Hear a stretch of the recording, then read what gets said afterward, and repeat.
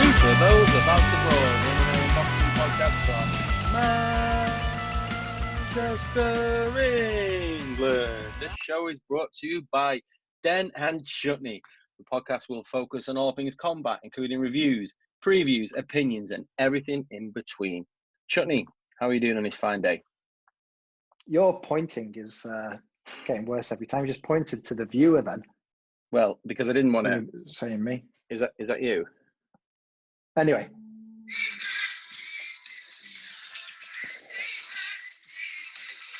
It's not again. It was our birthday last month. Oh, yeah, of course. This is like your thing, your shtick every month, every birthday you play that music. Well, it's actually a month ago today. So we're 3 years and 1 month old. Wow. Still going strong. We've got through the terrible twos. Made it to yeah, exactly. Yeah, third year. We'll be good now. We'll be good now. Not toddlers anymore. No. We're the bearded podcast. If the people who are watching on YouTube, and thank you for watching on YouTube, we are available every time on YouTube now, as well as Spotify, Stitcher, and all the others. Taking over no, the not world. Spotify. Sorry, I don't think we're on that yet, are we? But yeah. Wait for them to come and pay us, mate. I'm waiting for Spotify to come and watching pay UFC, us. I'll tell you that much. Are you? I slept on my arm last night, and it's been killing me all day. So that's the biggest update in my life. Yeah, similarly, I'd have not really doing much work and slowly getting out of lockdown, but it's very slow. Did you? I'm drinking some delicious beers. You gave me some. Yeah, you gave me some beers recently. A Daya beer, and what was that one we both had the other night? Oh, from a brewery called Alpha Delta. We both tapped it.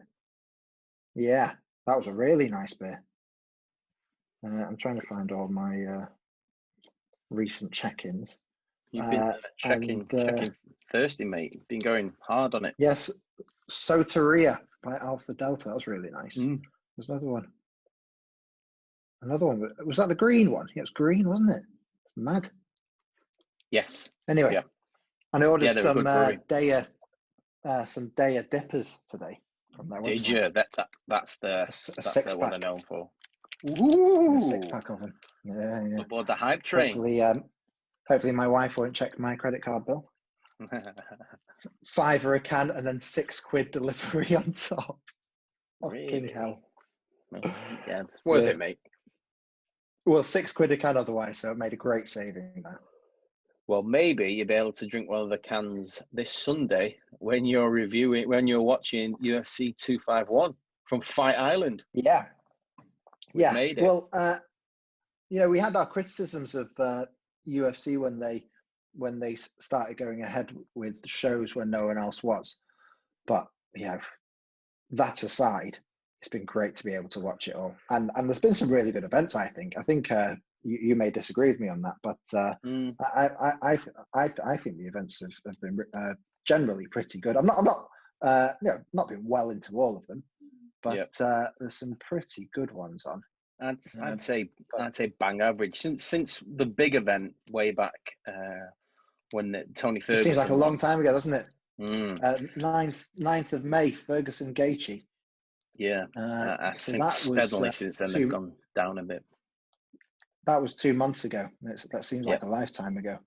But I think there's a couple of decent cards on there. Some decent fights. I'm trying to think now. We saw Josh Emmett and Shane Burgos on the Curtis Blades and Volkov fight. Curtis Blades fought a pretty boring fight to win the unanimous decision against Alexander Stunk the place Volkov. Out. He was giving it all this and wasn't particularly great. I mean, if the crowd were there, they'd be booing, and he wanted them to. He said he literally said he was turning heel, and he's happy to have that miserable tag. Yeah, thanks. I think Jim Miller and beating Roosevelt Roberts was good on that card. The biggest one's been our boy Dustin Poirier last week, wasn't it? In a 5-round. Well, should we talk more about that then? Because that 5-round war. Not only that, it was a good card generally, wasn't it? I think that's probably been the best bar in the original, the first one with Ferguson.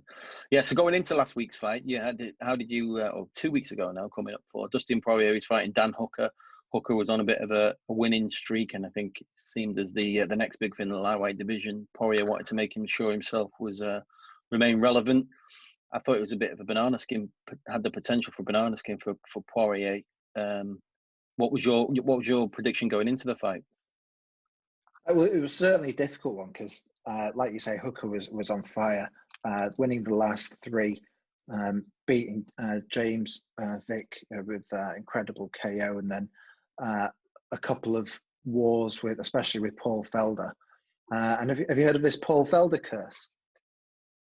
No, I don't think I have. No, what's that? So the last three people who have beaten the last four people who have beaten him have then gone on to lose. Right. Like he takes so much out of them. And so if you beat him, you're not going to win your next. And that continued with Hooker. So he was on this tear, as you put it, and he really had the momentum going into this fight. I mean, and Poirier less so, having lost to Khabib more recently, but it was a really good fight, wasn't it? It was really good, back and forth. First two rounds I had, I think most people had Hooker winning, and I think Poirier took over 3, 4, and 5, and just really showed his class. Yeah. He does like to get into a bit of a war, doesn't he? I do worry about the state he's going to be in after all these fights, because he does like to take he does take a fair bit of punishment. And he actually takes a lot less than he used to. Funnily enough. He's taking less punishment nowadays, but still a lot, still a huge amount. And all he wants to do now is rest. I don't think he'll fight again this year. No, I think we'll definitely be waiting until 2021 before we see him again. And he may just see where the division lies at that time and see if he can get a title fight. Just so much uncertainty about, isn't there? There is, but there's so much recency bias in this game that if he doesn't fight soon enough, then he might not get a title fight straight away. But he's certainly got a decent argument to get back in that picture, I think. Yeah. Let's look forward and talking about getting into the picture. This main event for UFC 251 this weekend on Fight Island, trademark. Can we not talk more about this card, that last one, since we started? Oh, well, we can do, yeah. And then go on in. Call out which one. Sorry, just wanted to get it in order, that's all. I want to talk more about Mike Perry more than anything else. Oh, mate, he's such a whopper. He's insane. He's completely insane. He's the weirdest interview. He's cutting people off left, right, and centre in interviews leading up to this fight against I forget his name now, Mickey Gall.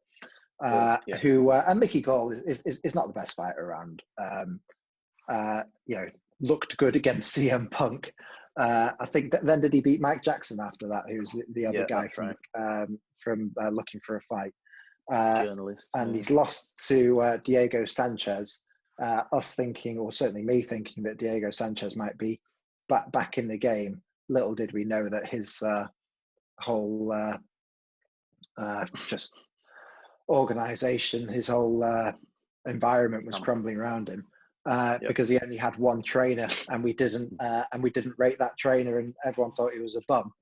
And then Mike Perry comes along, has no trainer other than his girlfriend, whose qualifications in cornering, according to him, include just one trait, and that is being Mexican. He's such a whopper. So he decided his girlfriend could be his corner. He's allowed up to 3 cornermen. And they say cornermen because you almost never have women in there. No. Not because they shouldn't be there, but MMA is pretty women's MMA is pretty new. And he just turns up with his girlfriend, and all she says, I mean, she gets the between rounds, she gets the ice pack or the plastic bag full of ice and water that they have, and starts rubbing it over his back. I thought, I guess you're spreading the cold there, but shouldn't you be like leaving it in one place to cool it down properly? And she just says to him, "Oh, you're doing really well, baby. You're doing really well," which is lovely, which is nice. Maybe that's what he needs. That's what he needs, maybe. Yeah, because I don't take. Well, I think he's probably not the kind of guy who's going to take coaching words. I think he's a red rag to a bull type fighter, isn't he? And I don't think he's had a fair few losses in his career, so I'm not sure what he has works talent. for him. He has talent, and it should be controlled and nurtured, shouldn't it? But he's looking for a trainer now. He said, after this, I'm going to find a trainer, find a base, and a gym. But the corner cam between rounds immediately went to them every time. And it was a bit cynical, really, a bit mean, because they were hoping that she'd say something stupid and we could all laugh about it. So were you. So were you. Like, yes, you've got something now. He won. Yeah. So, you know.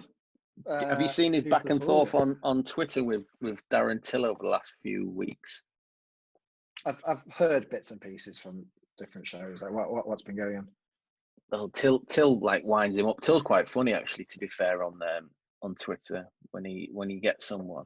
But he is, yeah. He doesn't stop, does he? He's relentless. No, and Perry doesn't take it very well at all. And I think he said if he ever sees him, it's worth going to prison for. And he said he will assault him. And it's like, oh Christ! Yeah. I think he said something about his girlfriend. Bigger than him.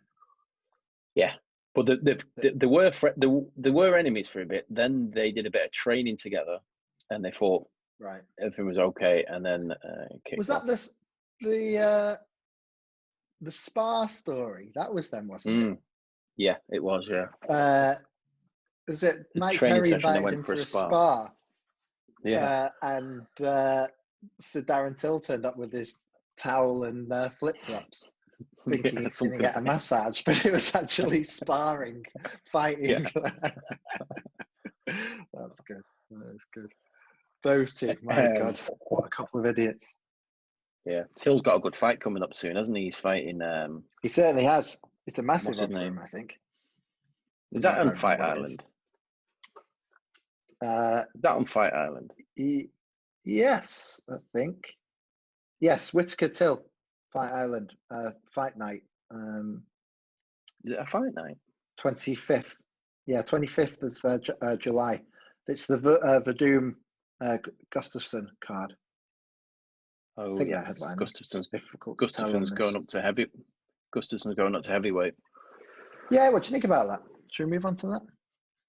Yeah, well, he's fighting Verdum, isn't he? Verdum didn't look particularly great in his return fight a few months ago. I think we spoke about it on one of our previous pods. He's looking a bit tubby around the waist. I think he lost on points. Yeah. So it's a quick turnaround for him. He's been through a decent number of fights now, Verdum. You know, he might be a bit weathered. Oh yeah, definitely. Sorry, Whittaker Till is headlining that card. Right. Then it's Shogun. Nogueira. Nogueira's last ever fight. Is it? Yeah, okay, that's little nog. On Brazil there. I think it's the third time those guys have fought. Alex Oliveira, Peter Sabota, and Fabrizio Verdum, Alexander Gustafsson. That is a great card, isn't it? It'd be interesting to see Gustafsson at heavyweight because he's got a big frame. He has got a big frame, Gustafsson. Yeah, but it's be interesting. I mean, he was so good at light heavyweight. I didn't think he was lacking in stamina or anything like that. I'm not really sure why he's moving up. I think he lacked. He didn't look the part versus John Jones in the rematch. He looked really outclassed there, and I think that. And then retired as well. So was it more than just the weight? Who knows? Should we talk about Fight Island? Yeah, sorry. Go on, you take the lead. You're the host. No, it's fine. So Fight Island, I think it was mentioned about April time. Dana White was coming with concocting a plan around how he could get around all the COVID restrictions around the world to get his international fighters to an event, so we can get all these fighters from across the world fighting rather than relying on US resource. I think everyone had grand. He was feeling like a warrior that's not afraid to bleed. Yeah, what is this? Sorry, it's my dog. So I think it's the Poirier fight, or maybe the event before. They showed one of their promo videos and it was they kind of regurgitated a lot of the NBA is closed, ice hockey's closed, NFL's closed, and then this song comes on, and then the first line of the song is "Feeling like a warrior that's not afraid to bleed," and then Dana White comes out and says, "We're going to make Fight Island, and we don't care, and we're going to do this." And we know this already. And then they start showing all these pictures of these tropical beaches and a UFC fight looking out into the distance and stuff like that. But it's Yas Island, man-made island in Abu Dhabi, which is just a big money spinning thing. Where they've already had an event before. I got sold hook, line, and sinker. I think we both did. I think we talked about it before. They had an event there a few months ago. About we were thinking it was going to be some Pacific island. Where they'd have to ship over water and bring generators and stuff like that. It's still sold on it really.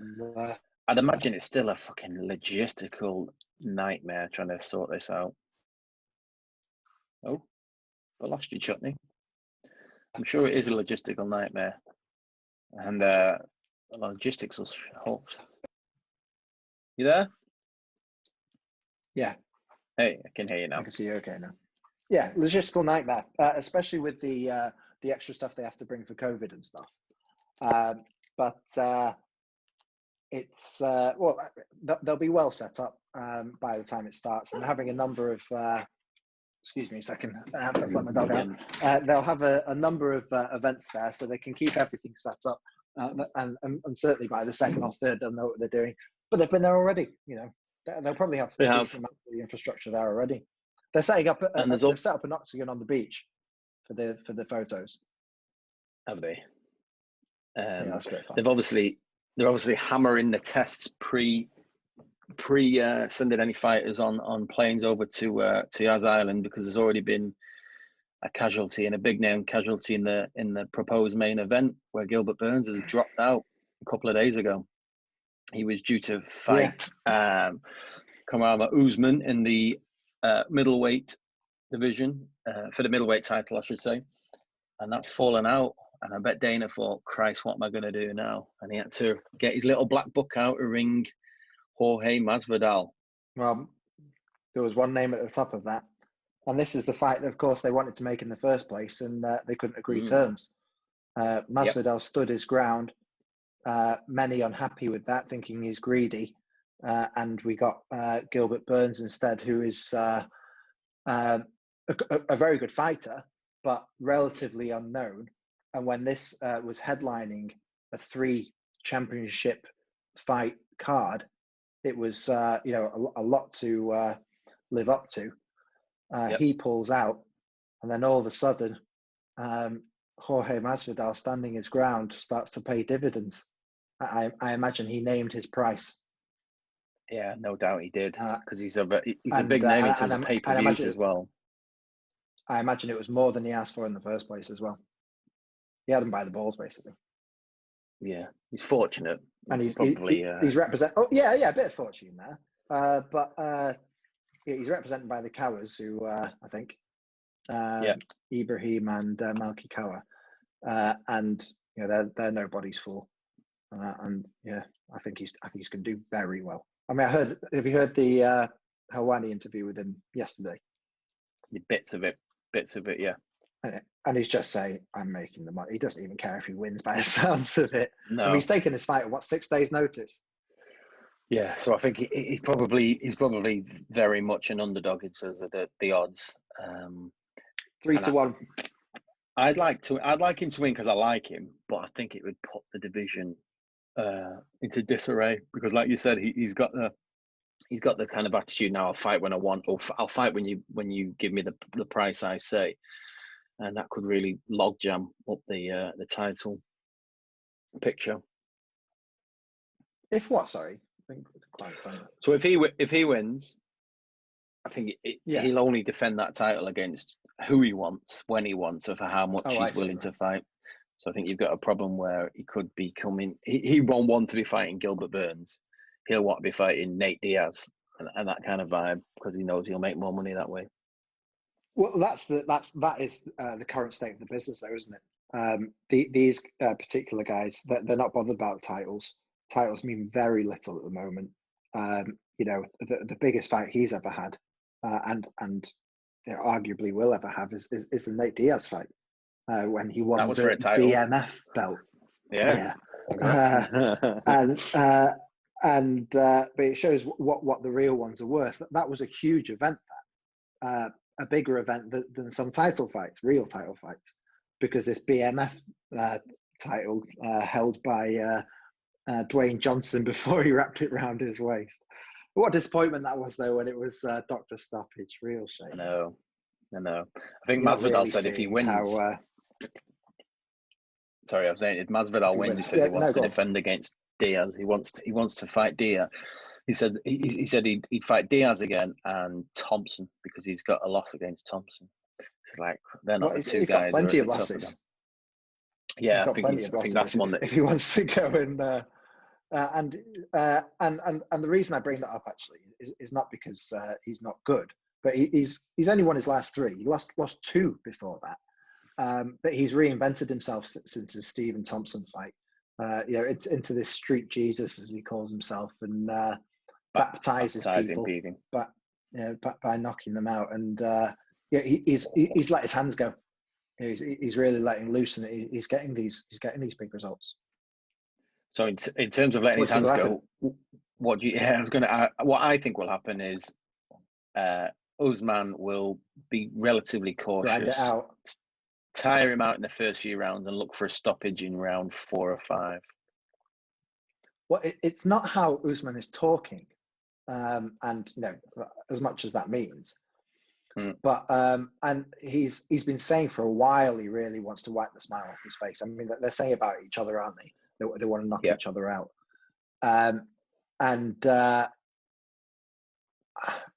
So I wouldn't be surprised if it is quite an exciting fight.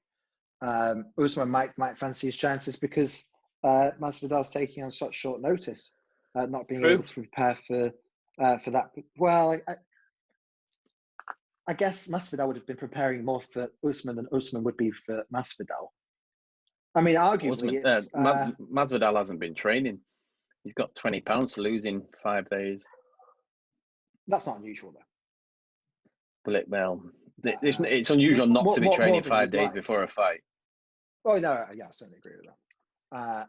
If that's true as well, though. But that's what he's saying. Yeah, well, he's not been in a fight camp. No. So I really don't know. I think the obvious answer is don't mind my wife walking past. Is Usman grinds out the win, wrestles him to death, and wins it. Great stamina, very good wrestler. But we've seen what's happened with others. It's not what he's done. That Colby fight, stand up, stood all the way. Yeah, but against a pretty accomplished wrestler, though. Exactly. It'll be very interesting to see what happens. And in fact, he's fought a lot of ground specialists in his last 4 fights: Covington, Woodley, Dos Anjos, Maya. Some very. Most of those he was on the ground. Most of those he took him to the ground. Apart from the Colby fight, he took them all to the ground. So I think he'll do the same. Yeah. What's your prediction then? Let's say I think Usman will win. I don't know how. I don't know what style of fight it will be. I think Usman will win. And I think that's the obvious choice, really, isn't it? I'm going to put our notes on here so then we can revert back at the on the review show we do on Sunday. Yeah. Should we go through the card? That's the fucking preview show, mate. Say again? I thought that's the point of a preview show. Yeah, okay, let's go through. No, I mean, yeah. So we'll have a little... Do you remember last time we did note? I'm going to write Usman points. Usman, yeah, you wrote Usman down. points. I did it last time. Usman no, points. You didn't. I did. But anyway. All right. I think I did. Nah. Well, I need to quickly look at all this and make my calls. I was thinking about doing an accumulator but it's difficult. It's a really difficult one.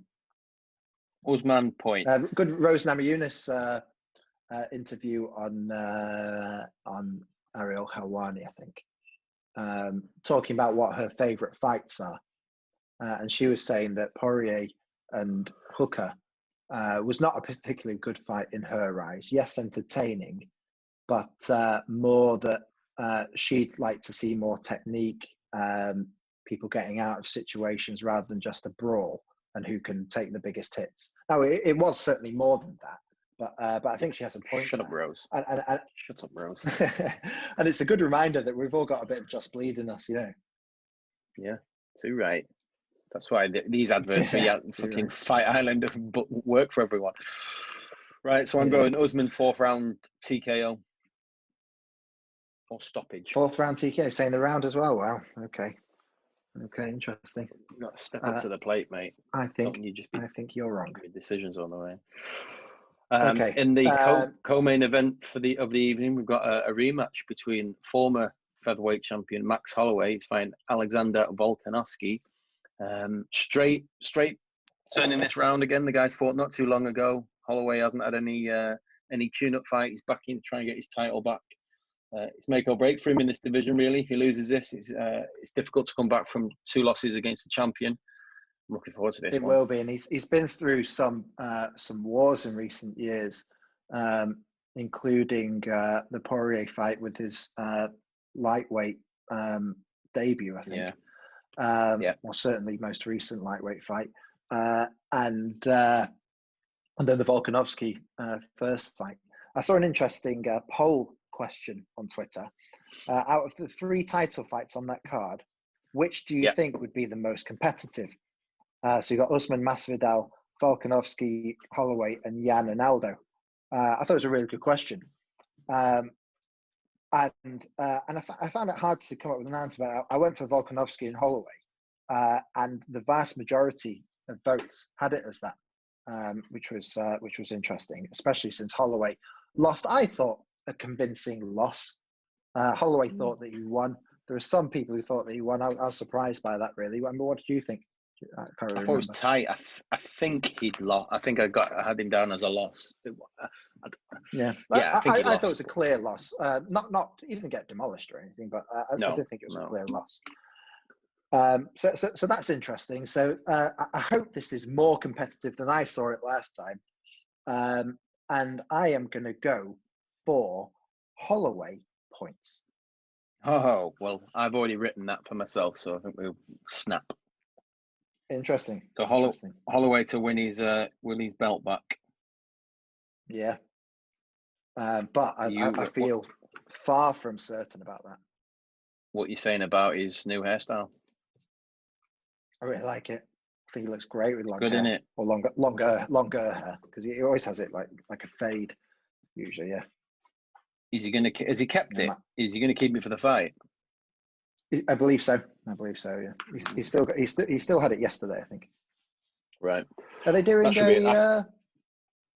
not a countdown? What's the other one? Embedded. Are they doing Embedded?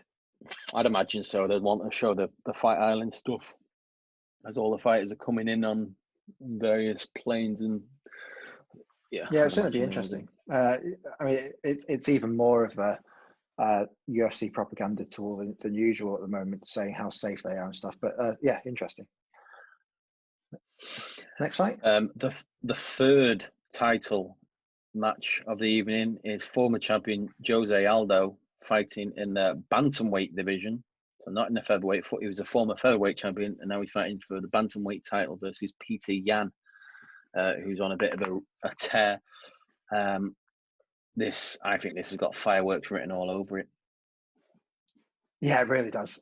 This Jose Aldo, the king of Rio, has lost 4 of his last 6 fights. And they include 2 to Max Holloway, 1 to Volkanovski, funnily enough. And then the last one was his bantamweight debut. So this is a guy at what age? He's not as old as you think, you know. 33 years old. No, he's not. He's not. He's been on the scene for such a long time. Younger than us. But he will have aged significantly. But he will have aged quite a lot, having been through 34 Wars. fights, and some of them being pretty hardcore. And the last one against Marlon Moraes, I actually thought he won, and I think most people did. Yeah. I think most people think the judges got it wrong on his bantamweight debut. But he's coming off 2 losses straight into a title fight in the bantamweight division, which is a little bit dodgy. Excuse me for a second.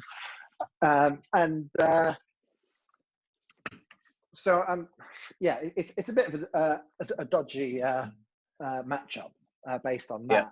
But at the same time, I think this one's really tight as well. What are you thinking? I'm thinking Jan is going to crown himself as a new champion with a finish over Jose Aldo. Yeah, so do I. Do you? So do I. What round are you saying it? Because I think we need Jose Aldo distinguish between ourselves. Got it. I know. I think Aldo's still got it. I think he's going to put on a really good show. He doesn't kick anymore. He's always been known for his kicks, mainly because Joe Rogan always goes on about how he plays soccer, and that's why he's a great kicker. But you know, he stopped people with his kicks. Or basically, in fact, did he really hurt them? Uriah Faber. He kicked the crap out of Faber. Yeah, but yeah, his leg barely worked after. So I'm hoping he'll do that more and take some of the movement out of Jan, because Peter Jan's movement's really good, really good. The way his counter punching and movement, it's very good. It's very good. So he needs to. What round are you going for? Are we saying rounds? Well, because we've both gone for the same prediction. I know. Are we saying 1 point for the name, a point for the way they do it, another point for a round? Is that what we're doing? We can do. Second round. As long as I've got all the information here. Right. I've got third round. Round 3. Round third. 3. Yeah. Interesting. It's very interesting. You were talking about Rose earlier. She's coming back after probably over a year since she last fought, when she got slammed on top of her head. She's fighting Jessica Andrade in the strawweight division. Should be quite a good technical fight. This. So a rematch to avenge her loss against Jessica Andrade, who slammed her KO slam. It's an interesting matchup because I think Namajunas beats pretty much everyone else in the division, including probably Zhang Weili. But Jessica Andrade seems to have her number by picking her up and slamming her on the floor. Do you reckon how's Rose's mindset going to be after coming? Because I think there's been questions about fragility before. Yeah, but she's always had that. She's quite a sensitive person, isn't she? But she's never had to come back after a knockout before. So I was wondering if that's an extra element. Interesting point. I think Rose is going to win this decision. Yeah, I think you're right, mate. I've gone the same. Really? But, I think I'm going to have to put accumulator on. Yeah. I think she'll probably be a bit more technical, a bit more. She'll use her smarts not to get caught in that position. I think she was winning up until that point in the previous fight, from recollection. Should be a good fight though. Yeah, she just needs to keep the range, not get caught in a brawl. It's a big cage, unlike at the Apex where they've been fighting. Is that really small cage? Have you noticed that? Only when they call it out, and it's quite noticeable once you're made aware of it. Yeah, in certain fights, it's like, oh, he's got nowhere to move it. It's like, this cage is not for him. Because I think the Cormier Miocic fight is going to be there. Yeah. And I'd say that does not suit Miocic being in that smaller cage. DC's funny, isn't he? So I'm just going to chase him. I'm just going to grab one leg and take him down. No, I love him. Absolutely love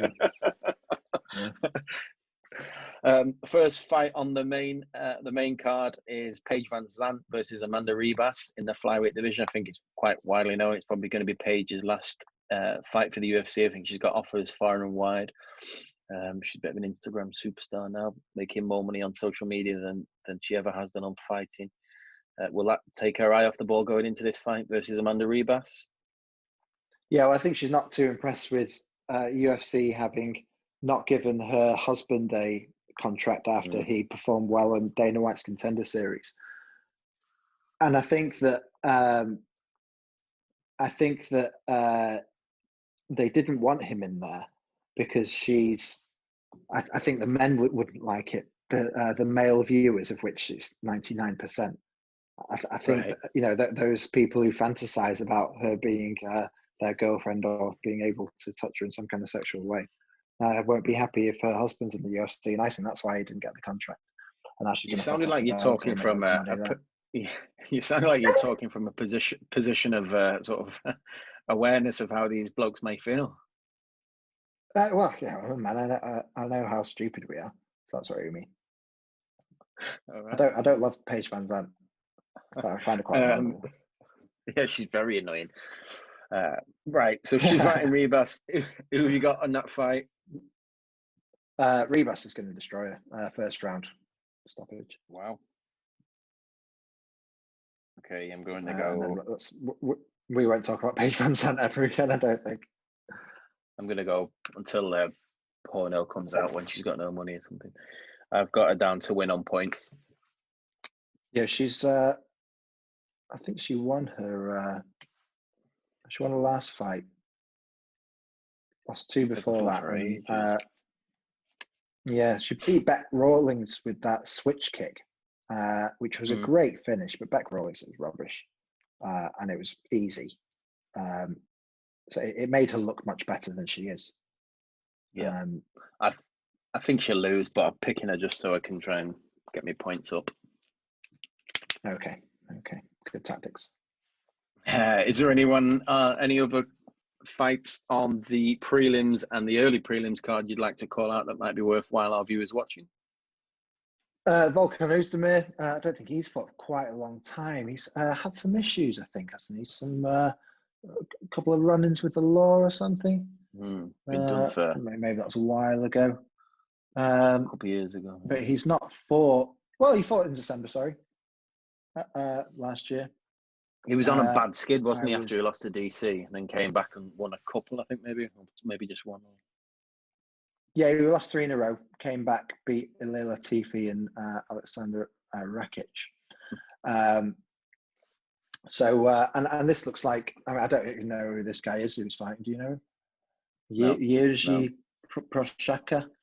Not got a Wikipedia page, I can tell you that much. So this might be, this might be a tune-up for him, a rare occurrence in That's in, good in though, UFC. isn't it? Yeah, it certainly is. Yeah, I like Ozdemir as well. He's a nice guy. Yeah, he seems like a nice guy. Yeah. Makwan Amirkhani, very exciting fighter, fighting Danny Henry. That's one to look out for on the prelims. Early prelims, nothing really that excites me on there. The only thing on the early ones is the first fight of the night. Do you remember way back when? I think it was when Ronda Rousey was doing the Tough series. She had this fella called Davy Grant, and I think he's like from Scunthorpe. And I just noticed he's fighting on there. He hasn't fought for years that I can remember. So that'd be quite interesting to see how he's doing. Okay, he fought in November last year, but didn't fight. No, did he? Right. Didn't have anything until July, but didn't fight since July the year before. Yeah. I think he fought a Manchester event we've been at and maybe a London event we've been at as well back in the day. Have you brought him up before? I'm not sure I've brought him up, but I think we've met him in a bar or seen him in a bar occasionally. No, have we? Yeah, we saw him in Manchester at 204. Yeah, he lost. Nice guy, and he fought in London as well. I'm sure that we saw him cool. there. But... Well, good luck to him. Curtain jerker. Yeah, definitely. Curtain jerker. That's right. So looking forward to that event. We'll probably be back live on Sunday to do a review, won't we?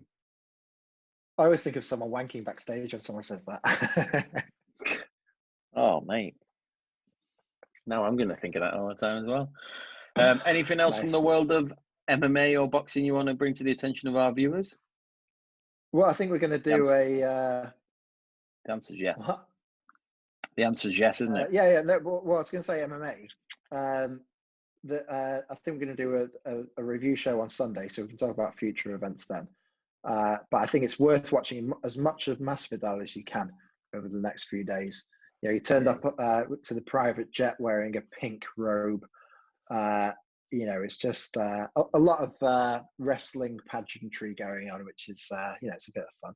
I've not seen the BMF belt, so I'm thinking he's not brought it with him. I think, didn't Usman grow up on the streets of Nigeria or something? Streets of Lagos. Mm. And I like Usman as well. He gets a lot of bad press from a lot of fighters, but I like him. Yeah, nice guy. Yeah, he's a nice guy. Yeah. I don't really understand why UFC. Masvidal hates him. I think it's just manufactured bullshit. Yeah, maybe. But he seems to, he seems to get a biff quite easily, doesn't he, Masvidal? I think he uses it as motivation. Should we move on to boxing? Hit me. Fury and Joshua is the biggest news, I'd say.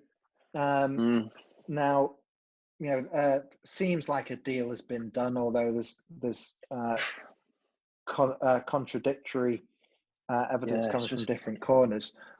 The biggest thing was Fury doing some Instagram posts about the 2 millionth one that he's done during lockdown, and he said that the fight's on. It's going to be late this year, I think he said, or early next year. And then he thanked. Is it Dan Kinahan? I forget his name now. I don't know, Kinahan. Yeah, the guy who's made it happen, apparently. Yeah, and Daniel Kinahan. Yeah, and this guy is a well-known Dublin gangster who. And so it's quite controversial that this has been brought up. He's been involved in MTK, the promotional company, for a long time, or helped with setting it up. And then they said that they parted ways with him, and they got very annoyed when Irish press would, whenever they would bring up any connection with them. And in fact, many Irish boxers boycotted the Irish press and wouldn't speak to them for quite some time. Including some well-known fighters, so it's quite controversial that he brought up his name, and I was really up on it, mostly on Twitter, and all the Irish press were saying, why do the British press never bring it up? They also describe him as a controversial businessman rather than a mobster like the Irish press do. He's been linked to shootings in Dublin, shootings in Marbella, where MTK have a gym, linked to the Jamie Moore shooting when he was shot in the leg, who was training Macklin at the time in his gym in Marbella. Jamie Moore being an innocent bystander. They thought they got the wrong guy.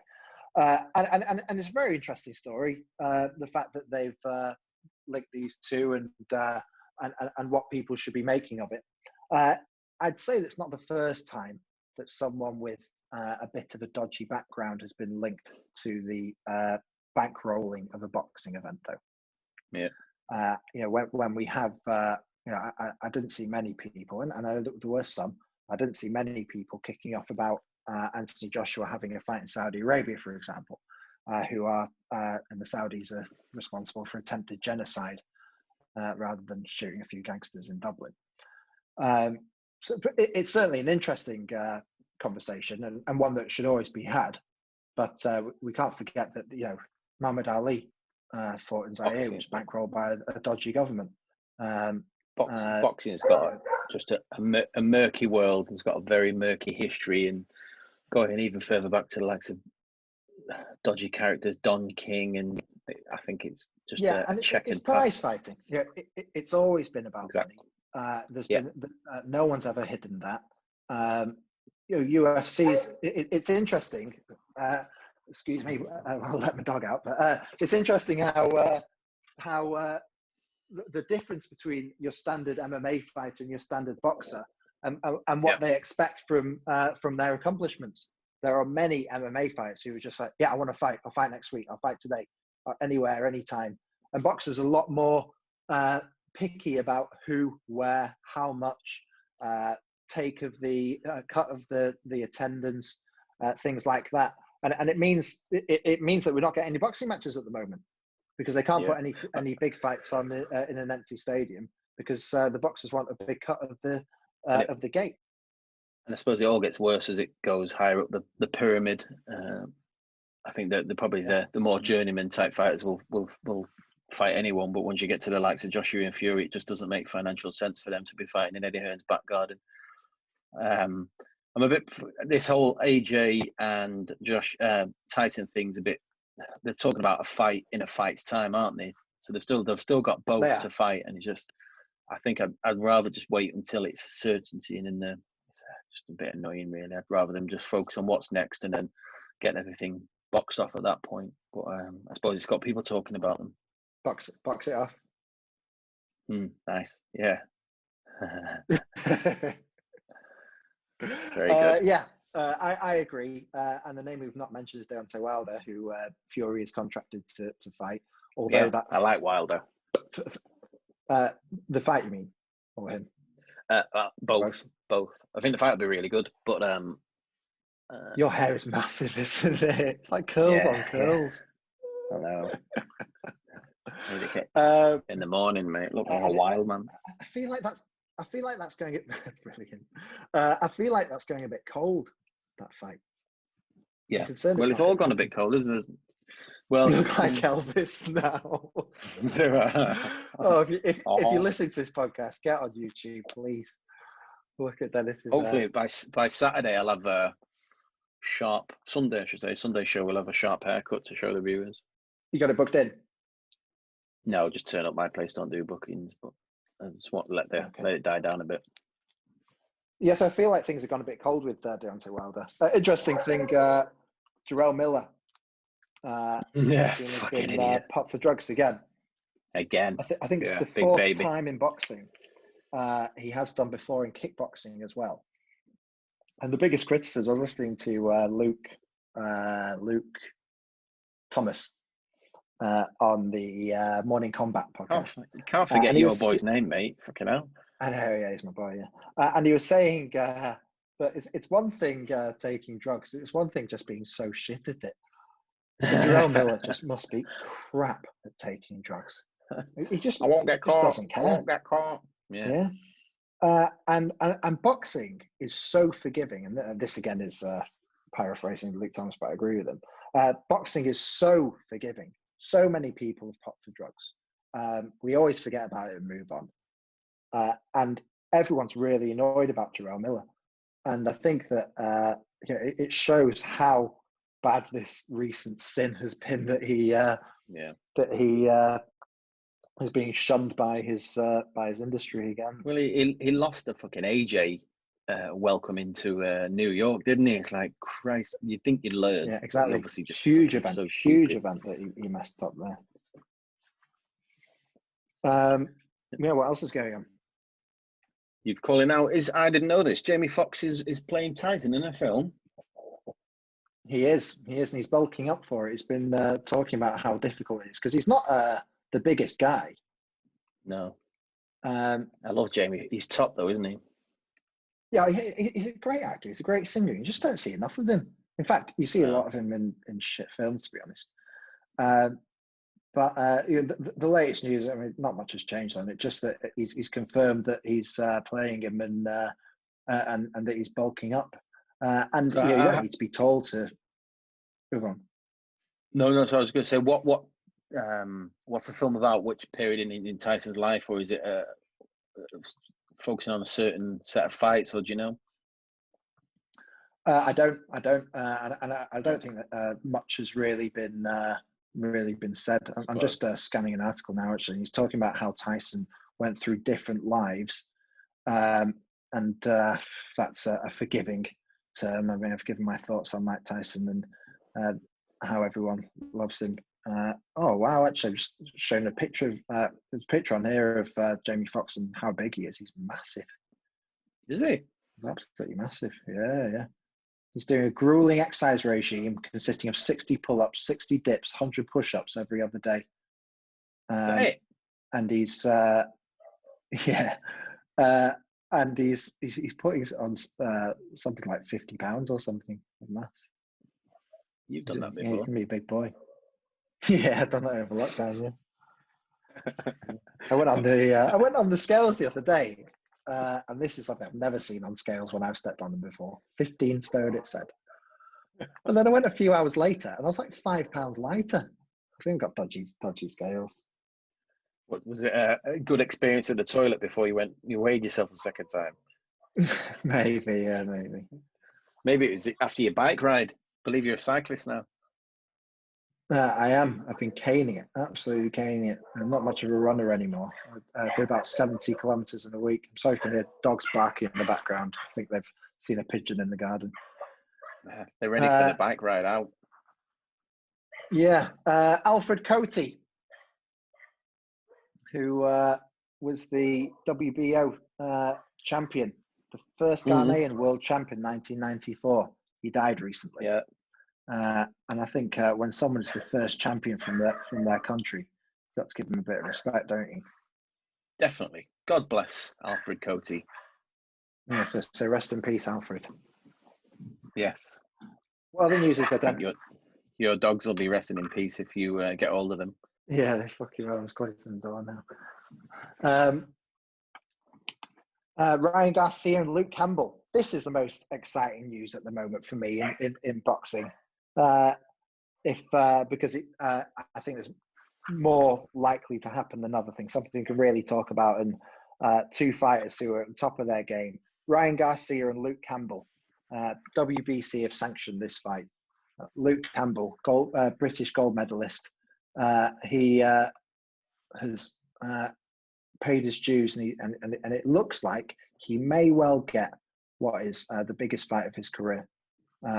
That's after losing to Lomachenko, of course. Yeah, I was going to say, I think Lomachenko is probably the biggest fight, isn't it? Maybe. Garcia's got a really big name in. Garcia's possibly a bigger name in the US. That's all. Yeah, and it doesn't surprise me that Lomachenko came to the UK for that fight. No, that should be good. I don't think they've named a date. I suppose they can't really put a date in the books just yet. No, but that will be a good fight. And Garcia said himself, I really like fighting southpaws. I'm well up for this. So good signs. Good signs. I like Campbell. Seems like a nice lad. He does, yeah. Down to earth, and it'd be a really good comeback fight. Having lost to possibly pound for pound best in the world, arguably. Yeah. And to come back and fight, certainly probably top 10 pound for pound in that, and from Hull, where I went to university as well. It'd be great if that comes together. Olympic gold medalist. Yeah. What's happening with your dogs, mate? Is everything all right with them? I don't know. They're mental today. I think I've been out a lot today, and I've had to today. Get my dog walker Just today. Back, How have you? What do you mean? No, I've got dog walker back. So I've been working out away from home all day, away from my home office. Cool. That's about it in terms of boxing news. Yeah, I was going to say we're probably heading towards the end of the show. We've probably previewed the life out of UFC 251. Looking forward to it. Sunday morning we'll be watching. Sunday afternoon we'll probably put together a quick review pod, talking through the highlights, the lowlights. Probably might even have a beer. Yeah, sounds good. Cool. Sounds good. You can find us at FTAB News on Twitter. You find me at Chutney News. You can find Den at Braemar Soldier. That's BRAEMAR Soldier. You can email us at ftabpod@hotmail.com. You can find us on Stitcher, Apple Podcasts, pretty much any podcast app. And you can find us on YouTube as well. On YouTube, yes. Yeah. So we'll have this on later tonight. Of course, you won't know that until we get it on there, I suppose, because we're not live. Of course. Well, maybe we should work to that. Can we do that? I don't think anyone would listen. And we never start at a set time. It's let's do it then, and then we do it like an hour later, or we do it the next day or whatever. But if we tell not very reliable. If we tell our hundreds of thousands of fans in advance, I'm sure they'll all tune in. Yes, but I tell you in advance, and then we don't do it at that time. So. But yeah, we could certainly try.